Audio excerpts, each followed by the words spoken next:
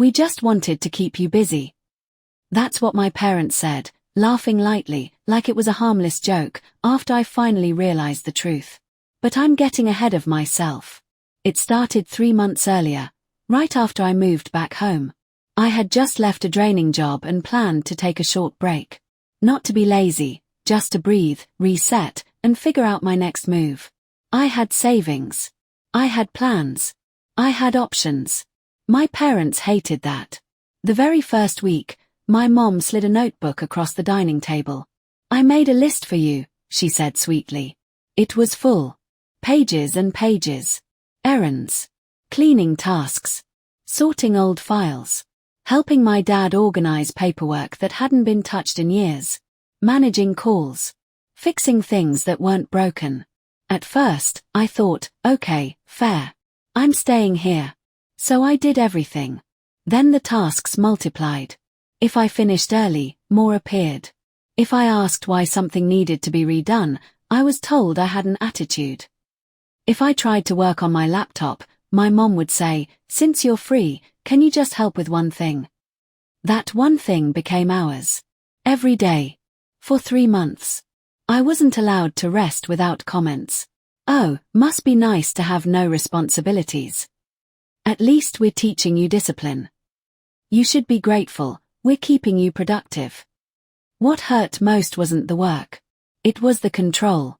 They monitored when I woke up, questioned where I went, criticized how long I stayed out. If I mentioned job interviews, my dad waved it off. Later. Focus on helping the family first. One night, I overheard my parents talking in the living room.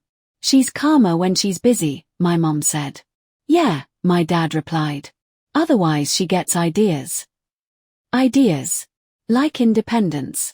Like leaving. That's when something inside me shifted. I wasn't being helped. I was being managed. I started tracking everything quietly.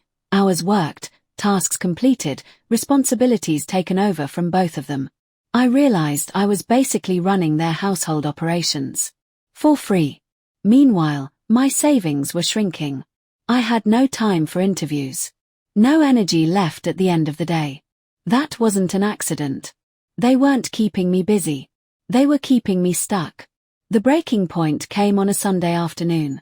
I finally said, calmly, "I need to focus on my career again. I can't keep doing all this."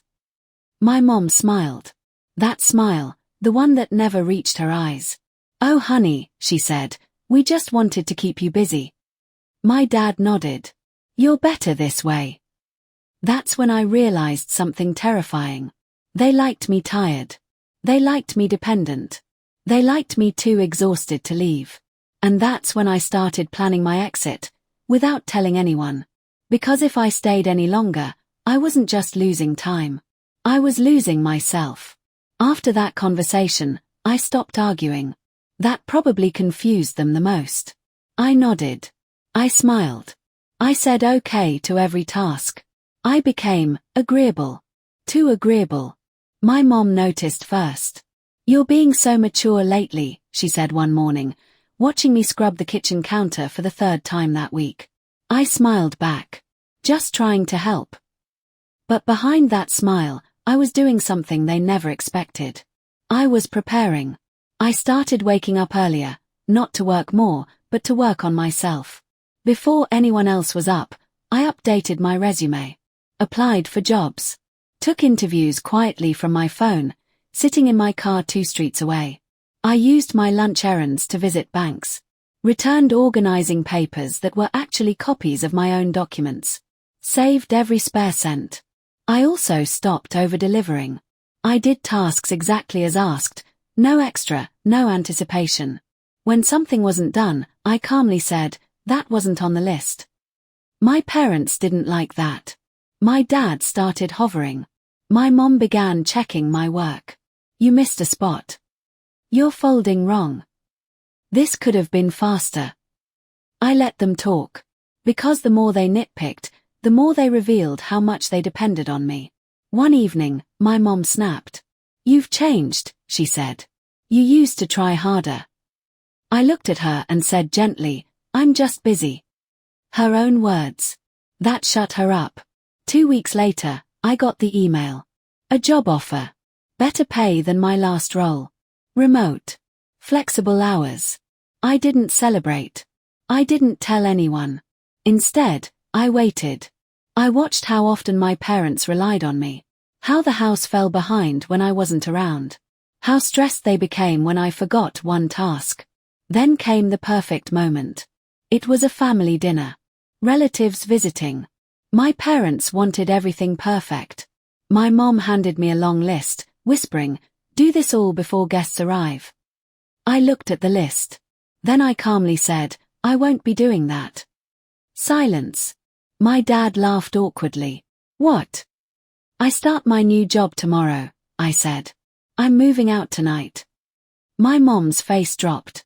"You can't just leave, we need help." That word. Need. I nodded. "Exactly. And you never once asked. You just took." My dad's voice hardened. "After everything we've done for you." I met his eyes. "You kept me busy so I wouldn't leave. That wasn't love. That was control." For the first time in 3 months, they had nothing to say. I packed quietly. No yelling. No drama. As I walked out, my mom said softly, "We just wanted you close." I turned back once. "Then you should have treated me like family. Not free labor." I left that night. And for the first time in months, I slept peacefully. Because being busy had nearly broken me. But choosing myself saved me. I thought leaving would end it. I was wrong. 3 days after I moved into my new place, my phone started buzzing. Missed calls. Long texts. Guilt wrapped in polite words. "We're struggling without you. Your mom isn't well." "We didn't mean it that way." I didn't reply. Then came the surprise visit. I opened the door to find my parents standing there, bags under their eyes, voices softer than I'd ever heard. "We just want to talk," my mom said. So we did. They sat on my couch, looking around like strangers in my life. My dad spoke first. "The house feels empty," he admitted. "We didn't realize how much you did." I nodded. "You didn't want to realize." My mom started crying. "We thought if we kept you busy, you wouldn't leave us." I took a deep breath. "You kept me busy so I wouldn't grow." That hurt them. I could tell. They apologized, really apologized. Not excuses. Not blame. Just regret. But here's the thing they didn't expect. I didn't rush back. "I forgive you," I said. "But I'm not coming home." Silence again. "I need space," I continued. "I need a life where I'm valued, not used." My dad nodded slowly. "We understand." And for the first time, I believed him. They left that day without asking me to return. Weeks passed. Our relationship changed. Boundaries replaced control. Respect replaced expectation. I was no longer the invisible worker. I was my own person. And the truth is, they didn't lose me when I left. They almost lost me when they tried to keep me busy instead of letting me be free. Sometimes the bravest thing you can do is walk away quietly and choose yourself. I didn't go back. Not because I was angry anymore, but because I had finally learned something important. Love that only exists when you're useful isn't love. Family that values your labor more than your dreams isn't protection. It's control. For years, I thought being busy meant being needed.